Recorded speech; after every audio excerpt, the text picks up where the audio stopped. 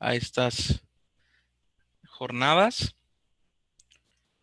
Pues bienvenidos a todos y a todas, alumnos, docentes e integrantes pues, de la comunidad que nos acompaña, miembros también de la red universitaria. Pues les agradecemos el estar presentes. Dentro del marco de las sextas jornadas de actualización en psicología, organizado junto con el equipo de la licenciatura en psicología del Centro Universitario de Los Altos, permito agradecer a la maestra Carla Planter, nuestra rectora del Centro Universitario, también al secretario académico, el doctor Antonio Ponce, y a nuestro director de división, el doctor Sergio Sánchez. Eh, Recordarles un poco acerca de las dinámicas de estos webinars. Se tiene una duración aproximada de 45 minutos. Esto es para que al final dejemos espacios para preguntas o dudas, ¿no? Se podrán hacer a través del chat de Zoom. Nosotros como moderadores estaremos al final haciendo las preguntas que ustedes planteen. Les pedimos por favor que mantengan los micrófonos apagados y recordarles también que escriban presente en el chat para que así sean tomados en cuenta para la cuestión de la constancia. Y pues agradecemos, reitero, el que puedan estar aquí presentes y permito pasar a presentar a nuestra ponente del día de hoy. Ella es la doctora Andrea Hernández Pérez. Ella es licenciada en psicología por la Universidad Nacional Autónoma de México. Es maestra en psicología de la salud por la Universidad de Guadalajara. Es egresada del doctorado en psicología y salud de la UNAM. Psicóloga adscrita al Departamento de Investigación en Tabaquismo y EPOC del Instituto Nacional de Enfermedades Respiratorias, INER. Ella también es terapeuta cognitivo-conductual, con especialidad en adultos, así como en tratamiento integral de adicciones y enfermedades crónico-degenerativas. Cofundadora y psicoterapeuta en Atención Psicológica Especializada de México, APEM.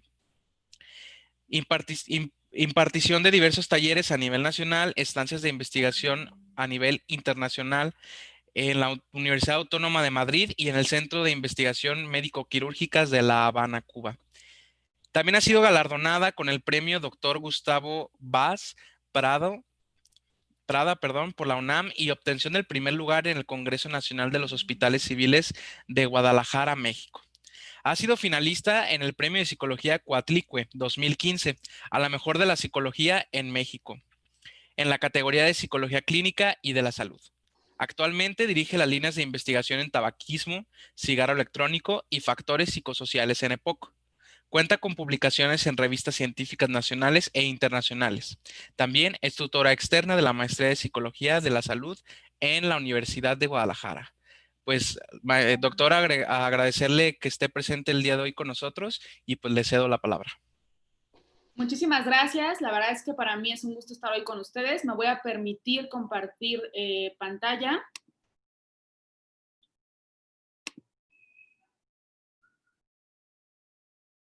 Perfecto. En un inicio quiero agradecer la invitación a las presentes jornadas de actualización en psicología y la contemporaneidad.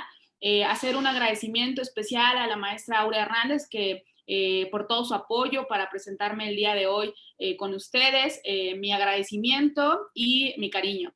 Y bueno, voy a comenzar entonces con el tema. Hoy les voy a hablar acerca de la salud mental en enfermedades respiratorias. Ya les hablaron un poco acerca de mi formación. Vamos a revisar cuáles sean los contenidos, los temas que vamos a estar abordando el día de hoy. Empezaremos con salud mental, con un panorama general, un contexto en el cual nos encontramos parados actualmente en términos de salud mental a nivel tanto internacional como nacional. También estaremos hablando acerca de la salud mental en tiempos de COVID-19, que en realidad es un tema indispensable en estos momentos, tocar, analizar, sobre todo enfocado en el impacto que puede tener la pandemia por COVID-19 en términos de salud mental.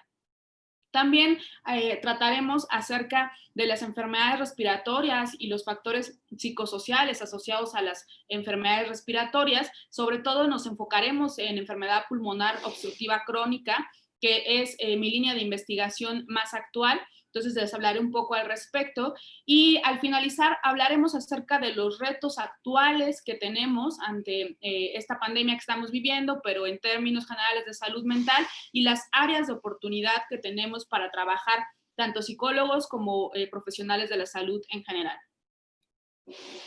Entonces, empezaremos con salud mental. Para comprender de mejor manera salud mental, tenemos que explorar lo que entendemos, por ejemplo, por salud en general. Con respecto a la definición de salud, ha habido una transformación importantísima en lo que se entiende por salud. Pasamos de definirla como una ausencia de enfermedad a la evolución de una definición de salud que la entendemos ahora como el estado de completo bienestar físico, mental y social, y no solamente ya la ausencia de afecciones o enfermedades. Esto marca un parteaguas, sobre todo en lo que respecta a la salud mental y a los profesionales de la salud dirigidos en salud mental. Marca la importancia de la salud mental en la salud en general, la inclusión de esta para considerar una buena salud y un bienestar en general. Entonces, así se define la salud por la Organización Mundial de la Salud, la define como el estado de bienestar en la que la persona se da cuenta de sus propias habilidades y es capaz de hacer frente al estrés normal de la vida, de trabajar de forma productiva y así contribuir a su comunidad. La salud mental ha sido un tema importantísimo en términos de salud pública en general. De hecho, en marco del Día Mundial de Salud Mental se ha promovido que la salud mental, como lo sabemos, es un derecho humano y debe formar parte integral de toda respuesta en salud pública. De hecho, a propósito de este Día Mundial de la Salud Mental que celebramos el 10 de octubre, en donde el lema de este Día Mundial de la Salud Mental fue acción a favor de la salud mental, invirtamos en ella. El objetivo de la campaña de este año de la Organización Mundial de la Salud fue en impulsar y en sensibilizar a la población en general al respecto de la importancia de generar recursos en este ámbito para poder cubrir las necesidades de la población en general. ¿Qué encontramos? ¿Cómo estamos parados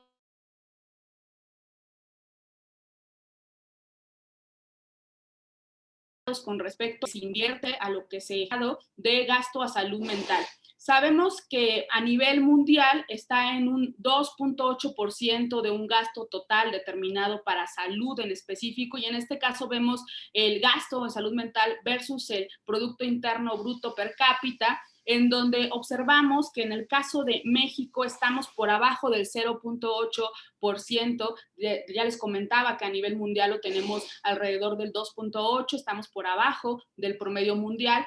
La OMS, de hecho, recomienda que la asignación del gasto de salud en esta proporción con respecto a la carga de salud mental sea proporcional a la carga de enfermedad con la carga de salud mental, a los aspectos físicos y mentales en atención sobre todo a salud. En términos prácticos, esto quiere decir que los servicios de salud física y mental deben prestarse de forma integrada. O sea, el porcentaje de gasto asignado a los servicios de salud mental debe ser proporcional al porcentaje de carga atribuible a estos trastornos, sobre todo los trastornos mentales. Estos son algunos datos que nos proporcionaron ahora en el Día Mundial de la Salud Mental, en donde nos comentan que, y esto lo tenemos bien claro, que en promedio, como ya les comentaba, los países gastan menos del 2% de sus presupuestos sanitarios nacionales en salud mental. De hecho, sabemos que más del 60% de los gastos de salud se destinan a hospitales psiquiátricos, sobre todo los que tienen que ver con salud mental. Cada dólar invertido en la ampliación del tratamiento de la depresión y la ansiedad tiene un rendimiento de $5, por lo cual vemos que es una inversión rentable y prioritaria. Ahora, en este mapa de árbol de las discapacidades asociadas a los trastornos mentales, como ustedes pueden observar, tenemos a varios países.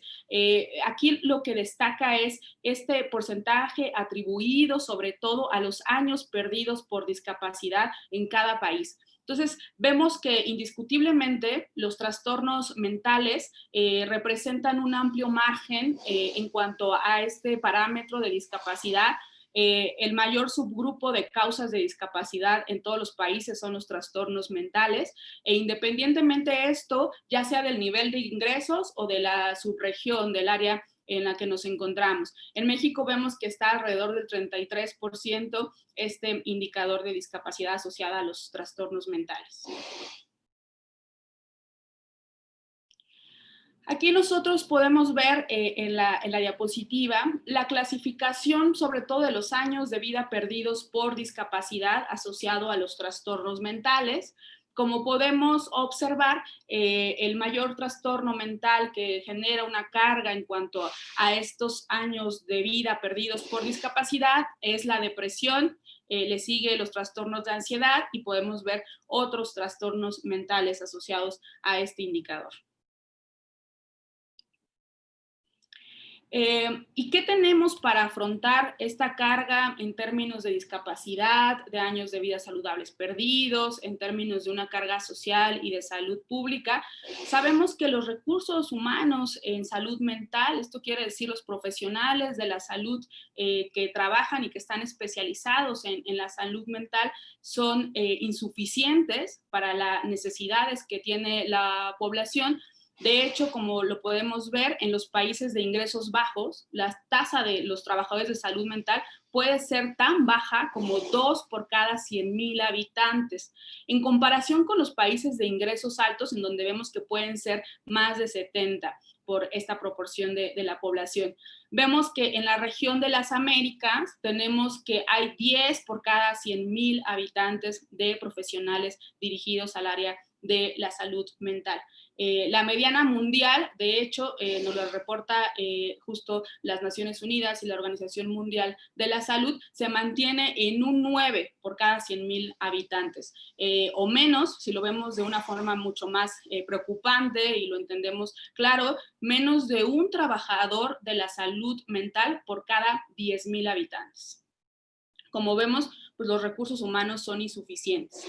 Ahora, dado este panorama general, que ya vimos que hay grandes necesidades con respecto a salud mental y lo que hace falta en cuanto a la atención y a la cobertura y al acceso y a los recursos, tanto humanos como de infraestructura, sabemos que la salud mental en tiempos de COVID-19 es un tema sumamente relevante porque es justo en donde nos encontramos el día de hoy. Lo que se han reportado, por ejemplo, en encuestas ya a nivel internacional, estos datos, por ejemplo, son de la Organización Mundial de la Salud y de una encuesta que levantó en más de 130 estados miembros de la OMS, incluidos México, en donde se reporta que casi el 60% de todos los servicios que hay de psicoterapia o de asesoramiento psicológico han sido parcialmente interrumpidos debido a la contingencia sanitaria en la que nos encontramos. Y bueno, como ya les comentaban, en cuanto a mi semblanza, pues yo me dedico a trabajar en la Secretaría de Salud, en el Instituto Nacional de Enfermedades Respiratorias, y es una realidad que lo vemos. Estamos en este momento como un centro totalmente de atención para pacientes COVID-19.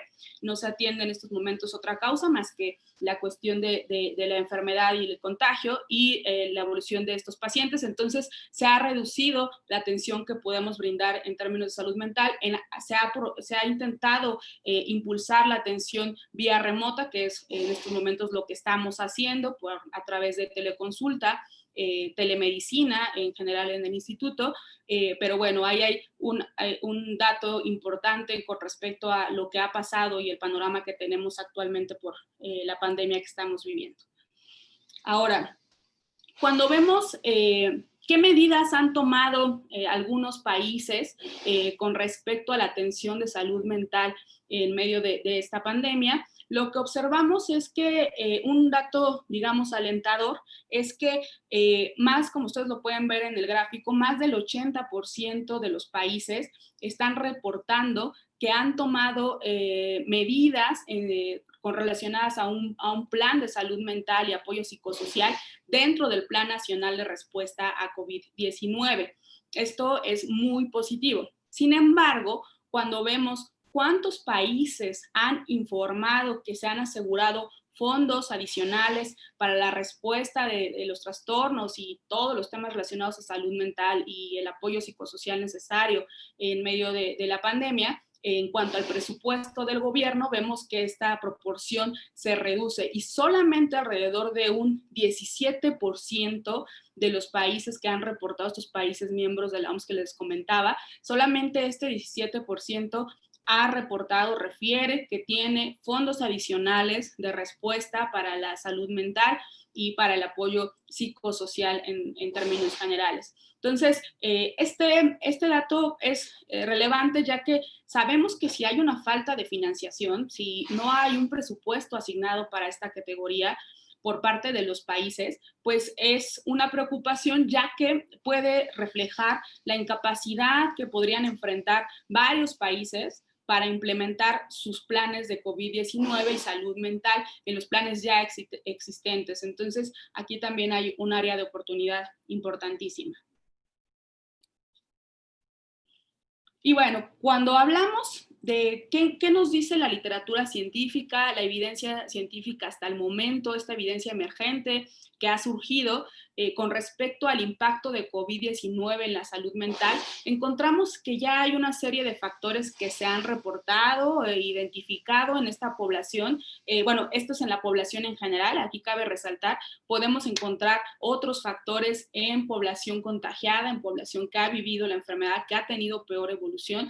Esos son otros factores. En este caso, el cuadro que les presento en la diapositiva, como ustedes pueden observar, son factores asociados a COVID-19, pero para la población en general, sobre todo relacionados con el aislamiento o la cuarentena.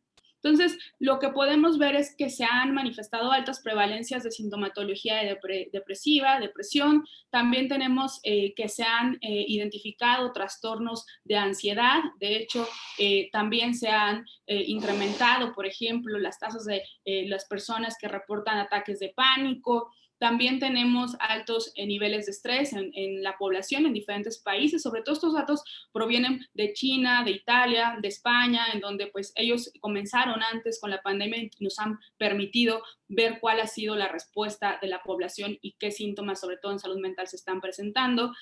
También se ha reportado una prevalencia considerable de trastorno de estrés postraumático, trastornos relacionados con sueño, comportamiento suicida, que sabemos que también el comportamiento suicida pues representa un problema por sí solo, un problema de salud pública.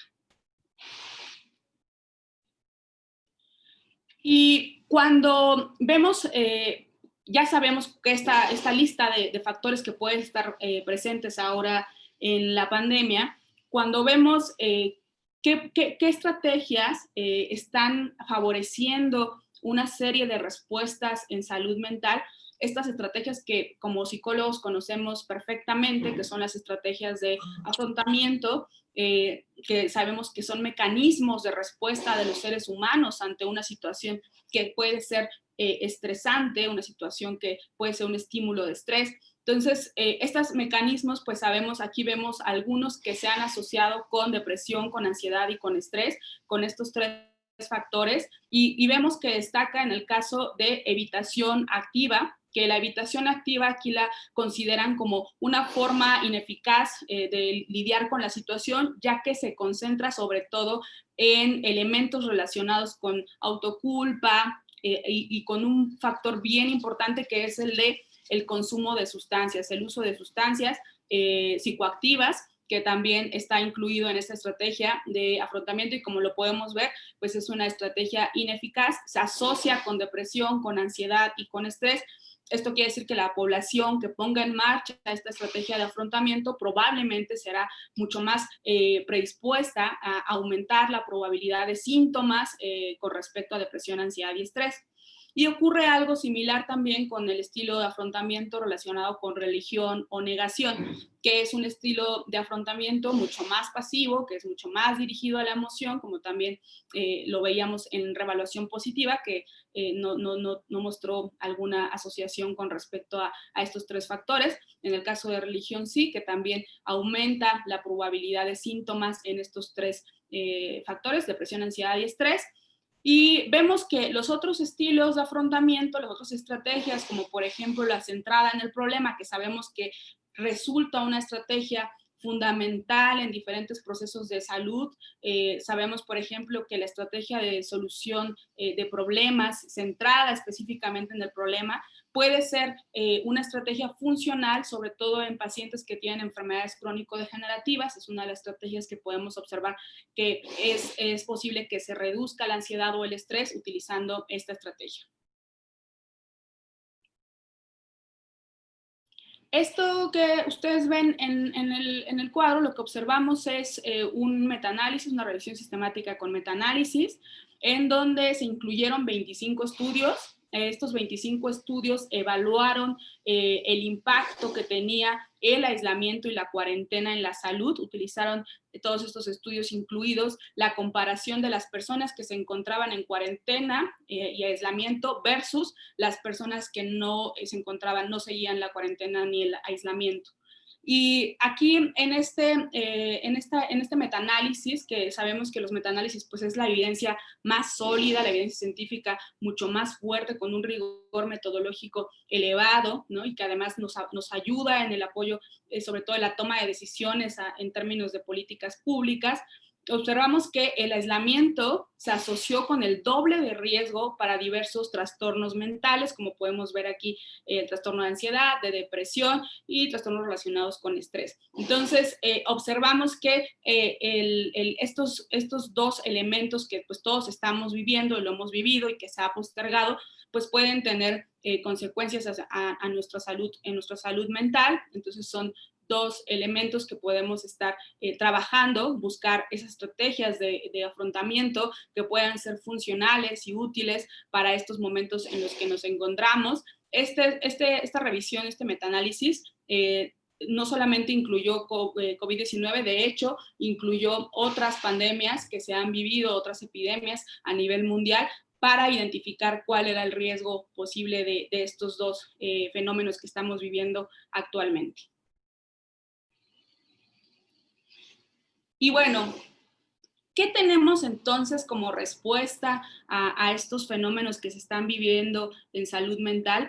Pues hay ya una serie de estrategias. En este caso yo les presento la pirámide de la Guía sobre Salud Mental y Apoyo Psicosocial en Emergencias Humanitarias. Esta pirámide no es nueva, de hecho es una pirámide que se había utilizado en 2007, se había propuesto por el Comité Permanente entre Organismos y por la Organización Panamericana de la Salud, en donde es un modelo de intervenciones que se pueden realizar en los diferentes niveles de atención en salud. Sabemos que nuestro sistema de salud, como el de muchos otros países, se divide en primer nivel de atención en salud, segundo nivel y tercer nivel de salud. Entonces, lo que observamos en este modelo, que como les decía, incluye recomendaciones muy estratégicas para responder a las necesidades, sobre todo de la población en tiempos de emergencias o crisis sanitarias, y lo que hace es generar ejemplos de sistemas de apoyo complementarios, como ya les decía, por niveles, recomendando y reconociendo que las personas pues se ven afectadas de diferentes formas, de diferentes niveles e intensidades. Entonces, por lo tanto, pues requieren diferentes tipos de apoyo, como en los diferentes niveles de atención. Entonces, todos los niveles de la pirámide que ustedes observan en la diapositiva son relevantes y deberían implementarse de manera sostenible, se deberían de mantener a través del tiempo durante la pandemia, adaptándolos obviamente a cada contexto local. En México ha sido adaptado, de hecho es uno de los modelos que se utiliza en el tamizaje de salud mental que se está llevando a nivel nacional. En base, como ustedes pueden ver en esta pirámide, en la base lo que tenemos es que se centra en intervenciones que se dirigen sobre todo a la población en general, durante la pandemia, y que es a medida que avanza, lo podemos ver en los niveles mucho más altos. Cuando vemos los niveles más altos, lo que observamos es que se describen ya apoyos, por ejemplo, relacionados a los contextos comunitarios o familiares, sobre todo en grupos ya específicos. De hecho, se pasa a apoyos focalizados, como lo ven en el tercer nivel, para individuos ya con necesidades muy específicas en salud mental. Y finalmente, la cúspide de esta pirámide, en este nivel, se describen ya las intervenciones de servicios especializados en salud mental, pero ya para personas con trastornos que requieren intervenciones de mayor complejidad, intervenciones especializadas, intervenciones más intensivas en comparación con los primeros niveles de atención. Obviamente, la finalidad de este modelo de intervención en salud mental, sobre todo, es prevenir el mayor riesgo, o sea, prevenir el incremento en el riesgo de la afectación de salud mental con intervenciones oportunas, con intervenciones basadas en evidencia científica y que tengan un menor nivel de complejidad, sobre todo para los tomadores de decisiones, para las personas que se encuentran en políticas públicas y que, bueno, están implementando en diferente nivel alguna estrategia centralizada en este modelo. Y bueno, ¿qué tenemos para ustedes? Ya me comentaban que varios de ustedes están estudiando la carrera de psicología, son psicólogos, son docentes. Entonces, estos recursos son para profesionales de la salud. Estos recursos están disponibles, son breves guías sobre políticas que se pueden implementar, sobre intervenciones que se pueden implementar para la población en general, o sea, nosotros como profesionales de la salud, implementarlos en la población en general. También hay algunas guías que están destinadas para aplicarse o implementarse con la atención para los profesionales de la salud, sobre todo el personal médico, de enfermería, los técnicos en salud, que sabemos que pues en estos momentos son el personal de primera línea, que también puede tener afectaciones en su salud mental y que, bueno, requiere de nuestro apoyo y el soporte, sobre todo en salud mental. Además de estos recursos que hay disponibles para los profesionales de la salud, también tenemos recursos para la población en general. En realidad, Secretaría de Salud ha hecho un gran esfuerzo por implementar todos estos recursos y materiales de apoyo para la población en general. Ustedes pueden ver en pantalla el micrositio de coronavirus. Este micrositio ha sido ampliamente difundido a nivel nacional. Lo que podemos observar es que también hay un apartado clave que nos interesa, que es el apartado de salud mental. En este apartado pueden ustedes encontrar técnicas que se pueden compartir, difundir para la población, que puedan trabajar sobre todo estrés, ansiedad, que puedan estar informados, basados pues en evidencia también científica, y estos sitios están disponibles. Yo los invito a que echemos mano de todo lo que tenemos disponible para poder enfrentar esta crisis sanitaria, y aquí les dejo también el enlace para que lo puedan revisar. Sobre todo si les interesa en el apartado de salud mental, pues hay muchas estrategias que pueden ser muy útiles para nuestros pacientes, para nuestros futuros pacientes o los pacientes que ya estamos viendo actualmente, y también como difusión para la población en general. Bien, entonces ahora entraremos de lleno en el tema de enfermedades respiratorias y factores psicosociales asociados.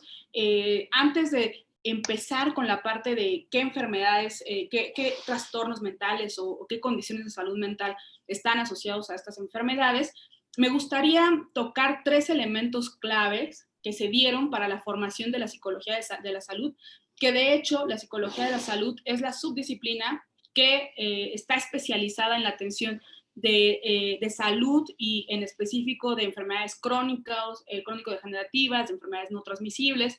Y hubo 3 hitos para la creación y para que la psicología y los psicólogos pudieran estar en salud pública y en los contextos hospitalarios. Uno de ellos es el que ya les comentaba al inicio de esta charla, el cual fue definición de salud, la evolución que tuvo esta definición, ya considerando también como parte integral de la salud a la salud mental. El segundo elemento que es clave para que se pudiera dar la psicología en los contextos hospitalarios fue el modelo biopsicosocial, que vino a desplazar al modelo biomédico, en donde se integran ya factores biológicos, psicológicos y sociales. Y un tercer elemento que es bien sabido por todos es la transición epidemiológica. Esto se refiere a la evolución que se dio con respecto a cuáles eran las enfermedades de mayor carga en términos de prevalencia, mortalidad, que aquejaban al mundo. Vimos que hubo una transición de pasar de enfermedades infectocontagiosas, que eran las de mayor carga, a enfermedades crónico-degenerativas, que de hecho es lo que tenemos actualmente. Las enfermedades crónico-degenerativas están como con las mayores tasas de prevalencia, de mortalidad, de morbimortalidad. Entonces, como ustedes pueden ver en la siguiente diapositiva, aquí nos queda muy claro. Vemos, por ejemplo, que en los años 80 tenemos que las mayores causas estaban en enfermedades cardiovasculares, estaban en enfermedades infecciosas y parasitarias.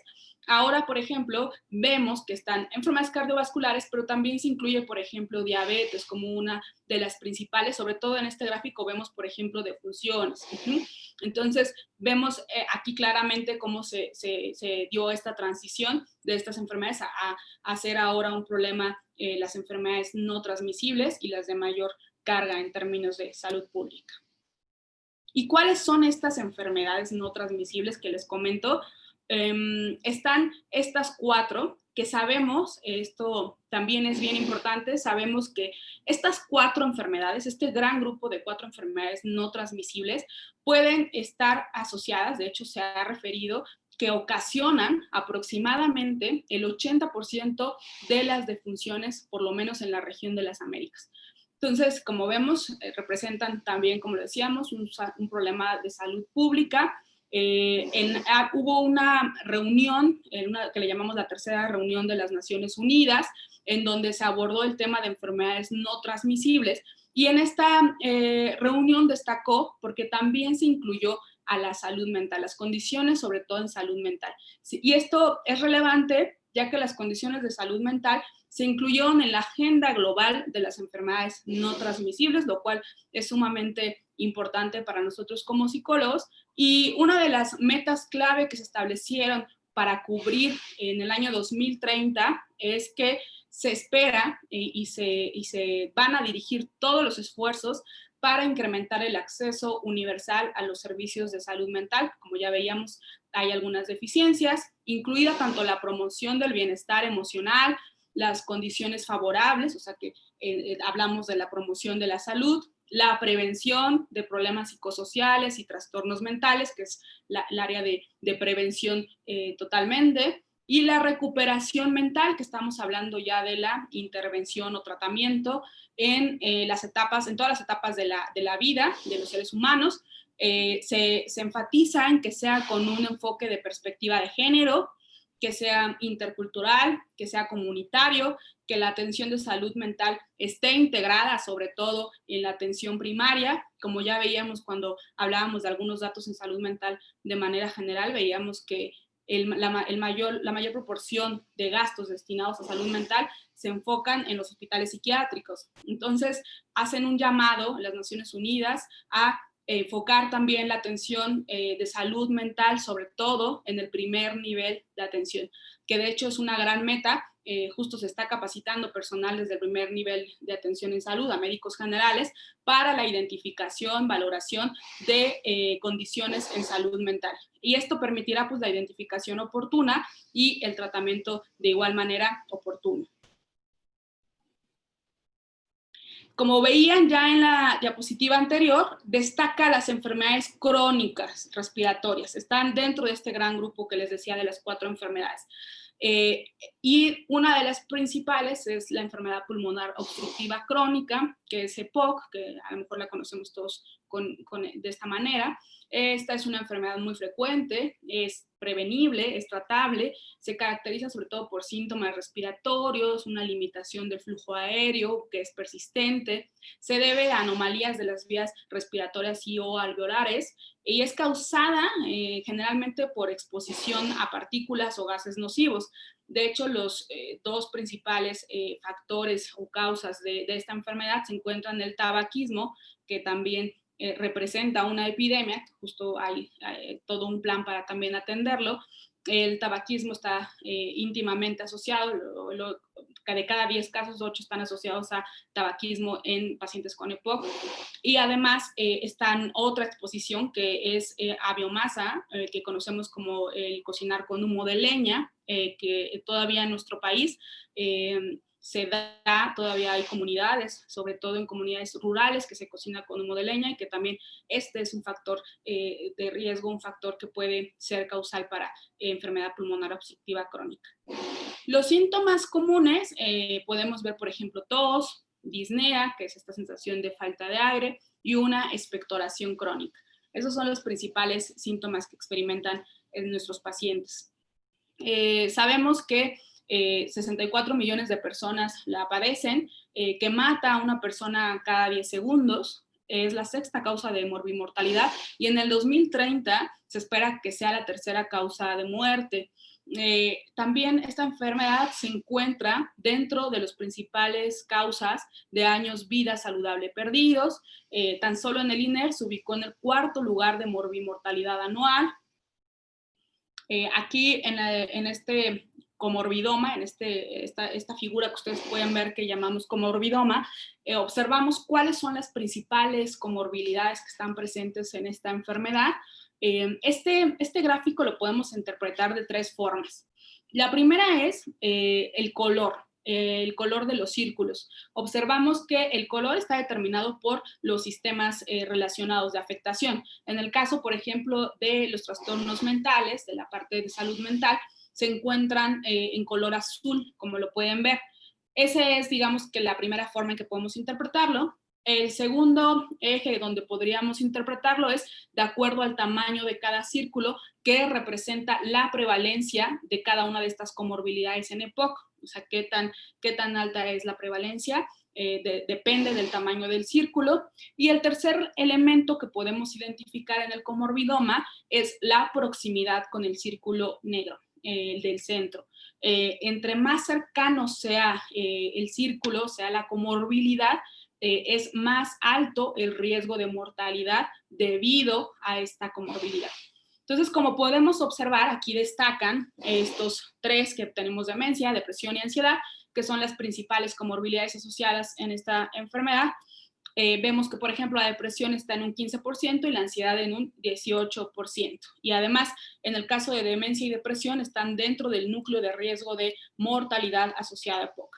Destaca también aquí principales comorbilidades, vemos ansiedad y depresión. De hecho, es reiterativo este fenómeno. Observamos que son muy comunes en los pacientes con EPOC. Aquí vemos un plan de rentabilidad. Este es un estudio de costo-beneficio, en donde observamos que en el cuadrante 1, el que pueden ver del lado izquierdo, vemos todas aquellas intervenciones que son más costosas, pero menos efectivas. En el cuadrante 2, por ejemplo, observamos las más costosas,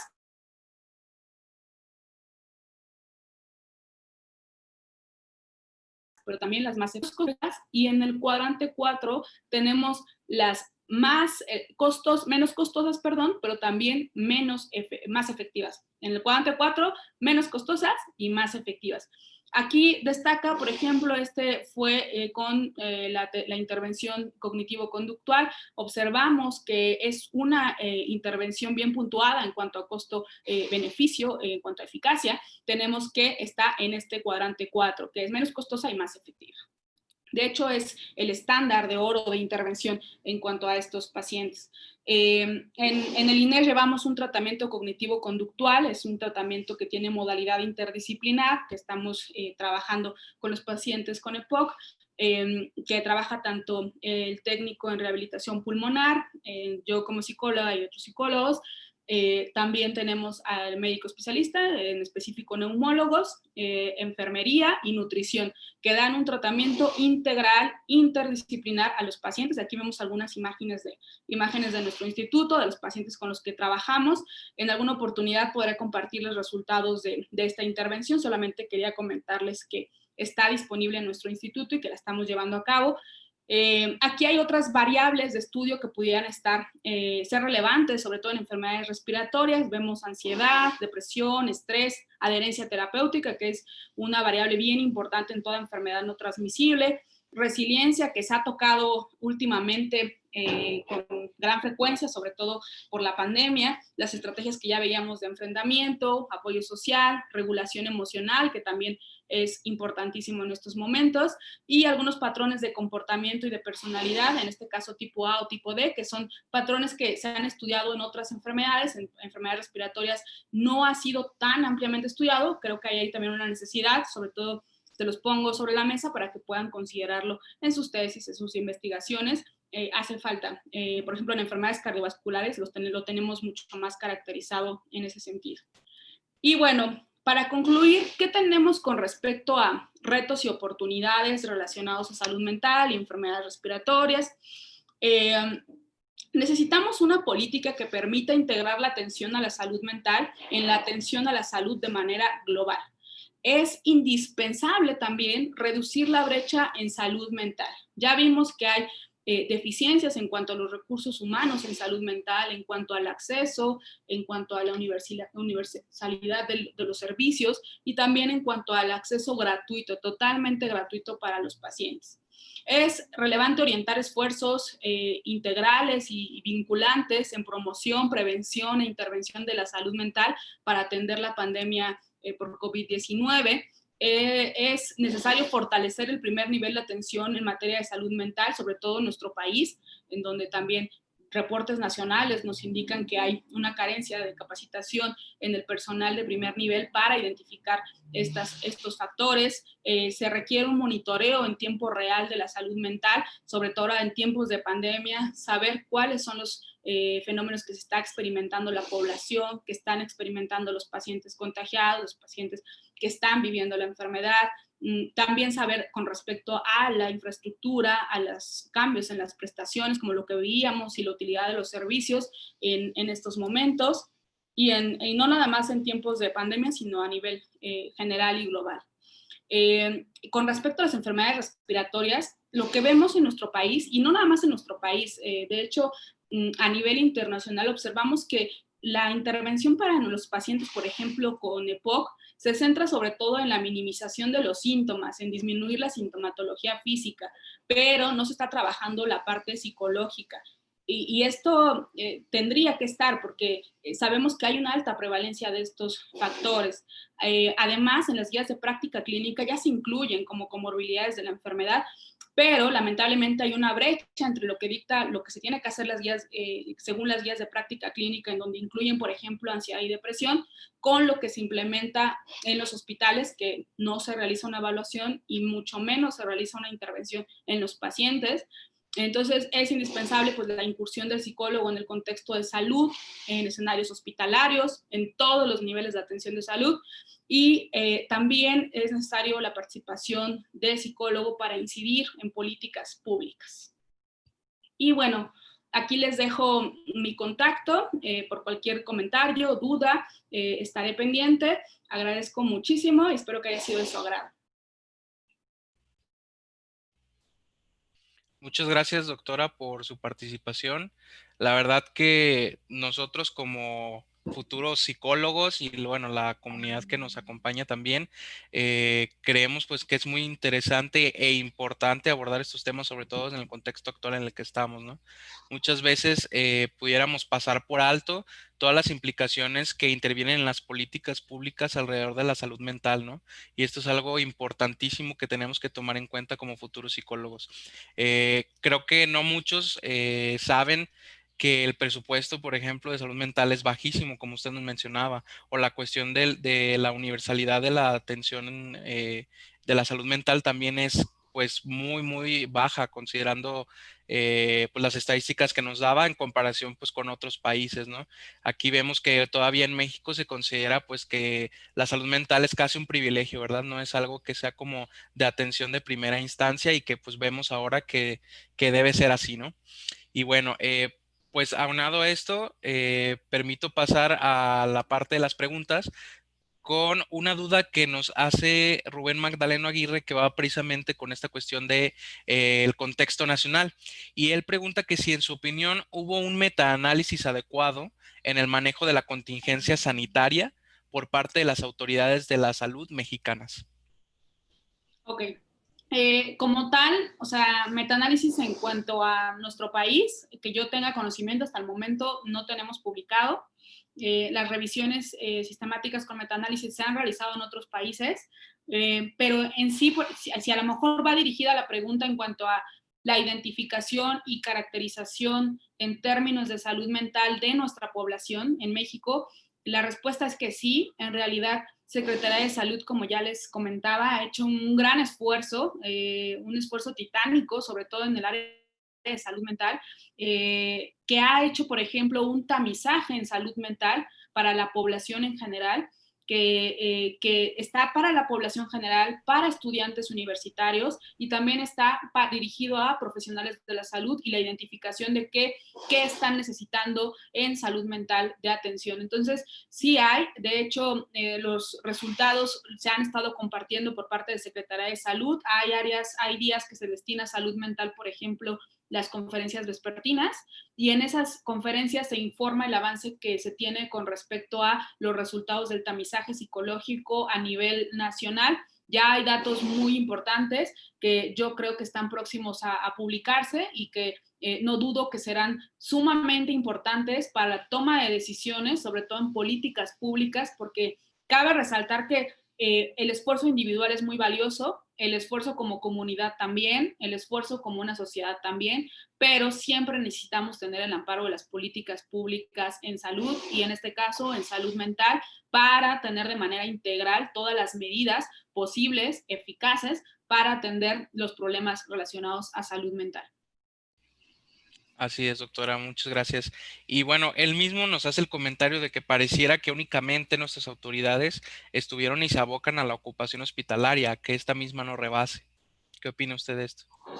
Ok, claro, o sea, los indicadores, digamos, de ocupación hospitalaria, de contagios, tasa de contagios, de complicaciones, de hospitalizaciones, son sumamente relevantes, ¿no? Eso se tienen que dar día con día, ¿no? Eso el Secretaría de Salud lo hace. La parte de salud mental, justo como les decía, los tenemos disponibles, hay días que se dedica a ello, a lo mejor lo que hace falta es difundirlo, pero en realidad están. Si ustedes exploran el micrositio de coronavirus y se meten el micrositio de coronavirus del gobierno de salud, Secretaría de Salud y del gobierno de México, podrán ahí ver datos en cuanto a salud mental y podrán ver toda la campaña que se ha realizado enfocada en salud mental y en la promoción del bienestar. Entonces, yo creo que ahí está, nada más hay que aumentar la difusión y esto creo que nos va a ayudar toda la comunidad que hoy nos está visualizando y el alcance que podamos tener, pues es muy valioso. Así es. Y bueno, también usted mencionaba algo que se me hizo muy curioso y que es algo que desde la subdisciplina de la psicología de la salud se aborda bastante, que es la adherencia al tratamiento, ¿no? Sobre todo en estas cuestiones de las enfermedades crónico-degenerativas, que es algo importantísimo porque Claro. pareciera que es algo sencillo, ¿no? Ah, pues simplemente es como seguir unas instrucciones que da un médico y ya, y se olvida de todas las cuestiones de salud mental que intervienen en esto, ¿no? Y precisamente en esta línea, la compañera Lucero Alejandra Aguilera hace la pregunta de si cree usted que se puede encontrar una asociación en el deterioro o la baja eficacia en los tratamientos médicos y la falta de atención psicológica.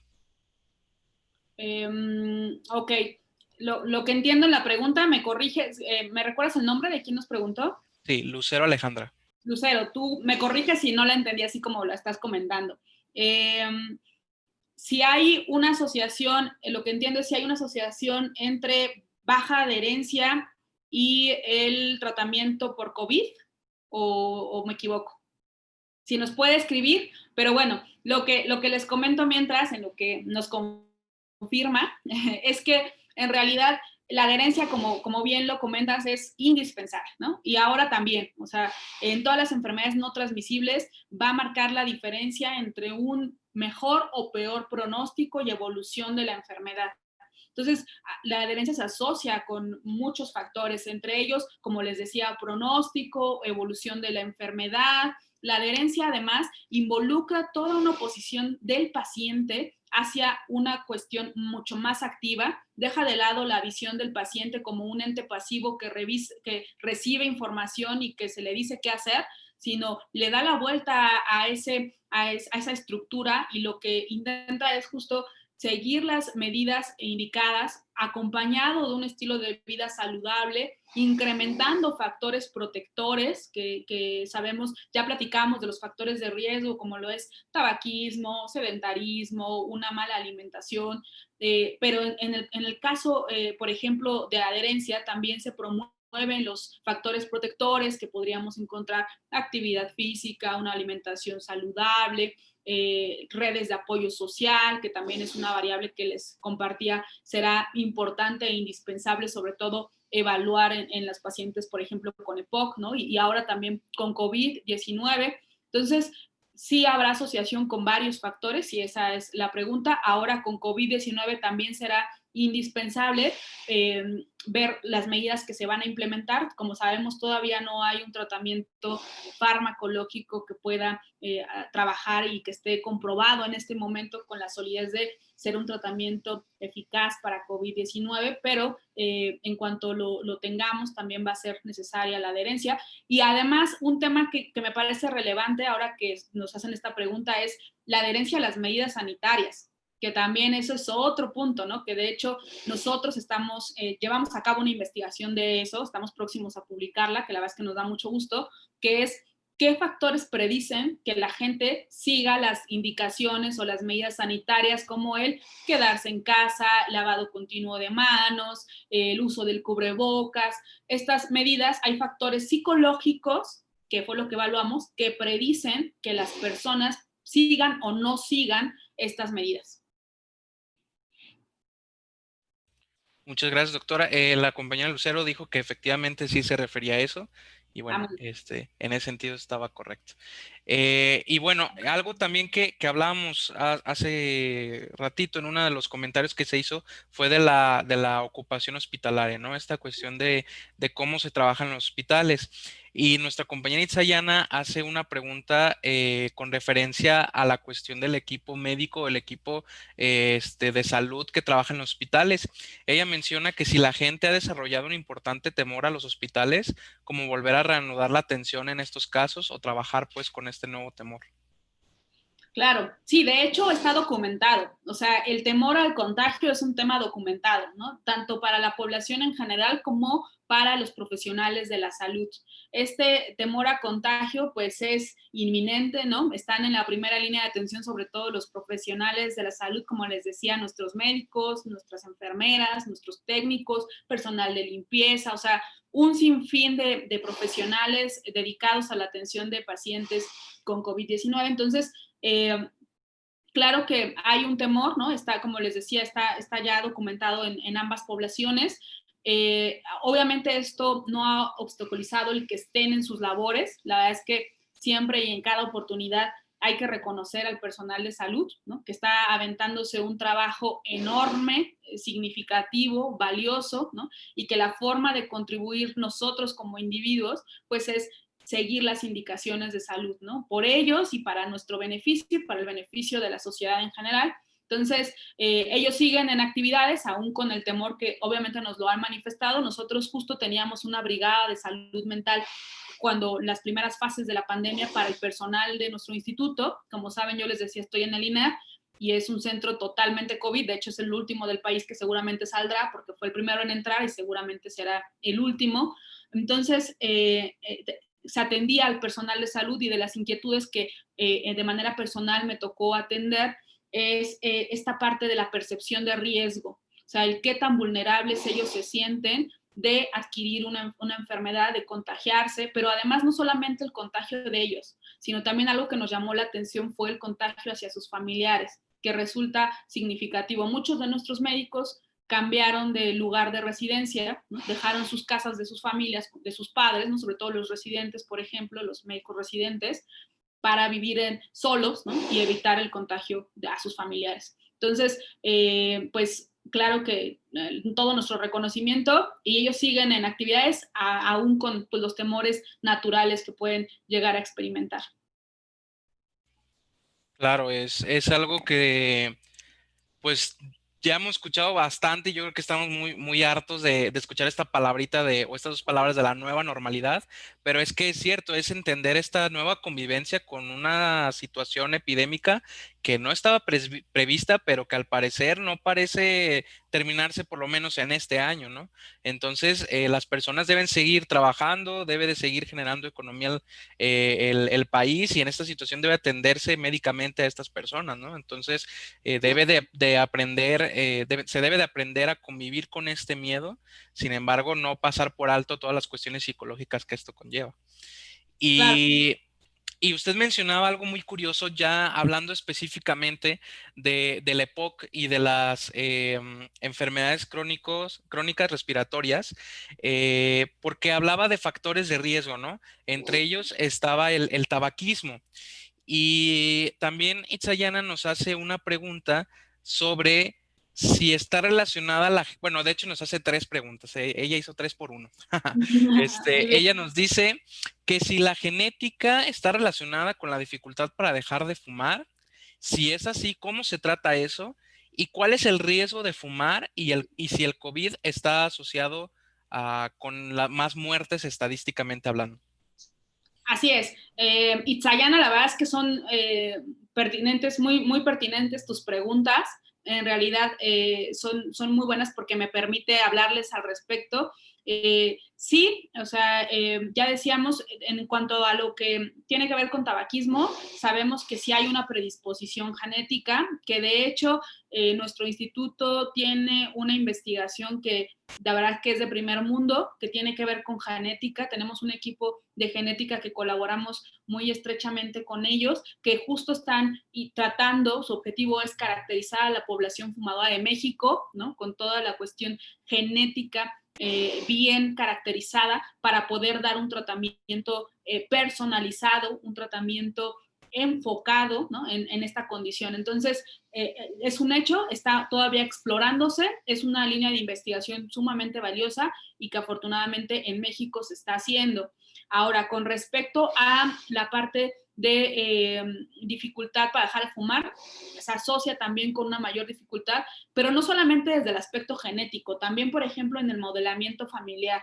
Sabemos que si los padres fuman, por ejemplo, ¿no?